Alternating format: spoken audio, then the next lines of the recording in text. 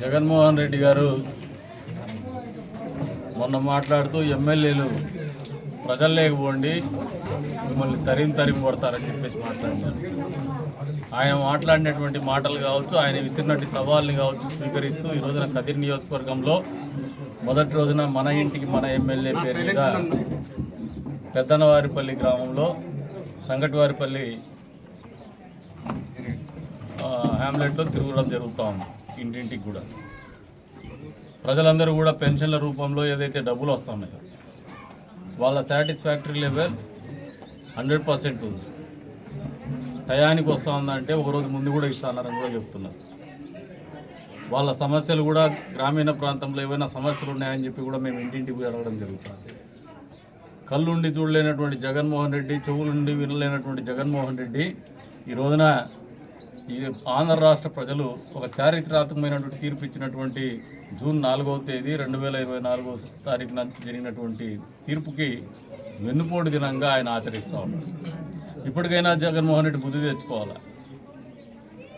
మీరు వెన్నుపోటు పొడిచినారు 5 సంవత్సరాల పాటు.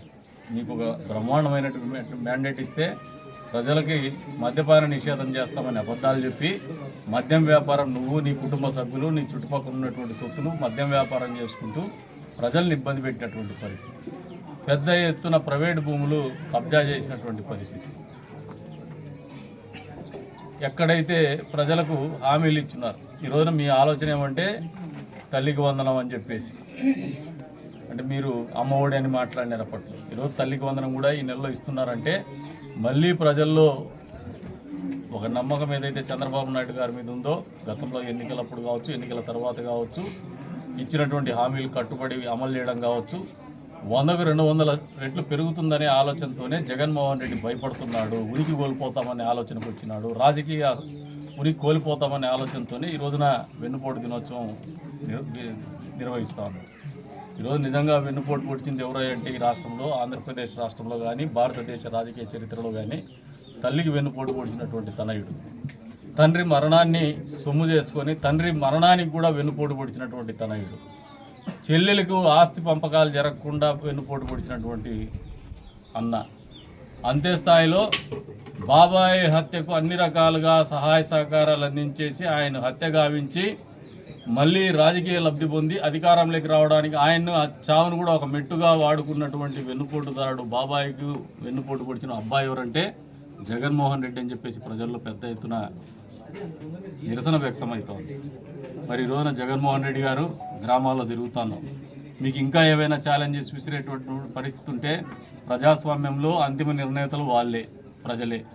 వాళ్ళ దగ్గరికి వచ్చున్నాం, వాళ్ళ కష్ట నష్టాలు అడుగుతున్నాం. మీ ప్రభుత్వ హయాంలో 4 సంవత్సరాలు మిన్నకుండిపోయినాం, దోచుకోవడం మాత్రం మొదలుపెట్టాం. 4 సంవత్సరాలు అయిన తర్వాత మీ ఎమ్మెల్యేలని గడప పేరు మీద ప్రజల్లోకి పంపించినాం.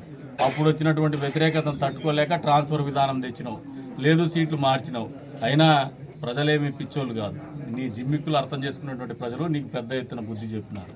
కానీ మా చంద్రబాబు నాయుడు గారి నాయకత్వంలో ఏర్పడినటువంటి కూటమి ప్రభుత్వం, మోదీ గారి ఆశీస్సులతో కావచ్చు, పవన్ కళ్యాణ్ గారి ఆలోచన విధానంతో కావచ్చు, కలిసి ప్రయాణం చేస్తున్నటువంటి తీరు ప్రజల్లో మళ్ళీ వచ్చే ఎన్నికల్లో కూడా పెద్ద ఎత్తున గెలవబోతాం, అన్ని ఎన్నికలు కూడా గెలుస్తామని చెప్పే విధంగానే ప్రజలు ఆలోచన చేస్తున్నారు. దానికి అనుగుణంగానే మీరు స్థానిక సంస్థల ఎన్నికల్లో కూడా తీర్పు రాబోతోందని చెప్పి జగన్మోహన్ రెడ్డి గారికి చెప్తున్నాను.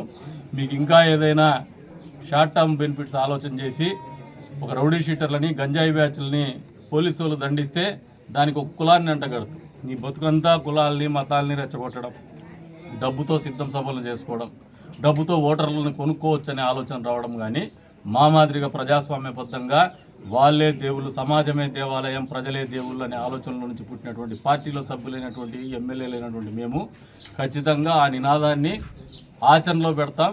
తద్వారా వచ్చే రోజుల్లో కూడా జగన్మోహన్ రెడ్డి ఉనికి అనేది రాష్ట్రంలో లేకుండా చేస్తామని చెప్పేసి కూడా తెలియజేస్తాను.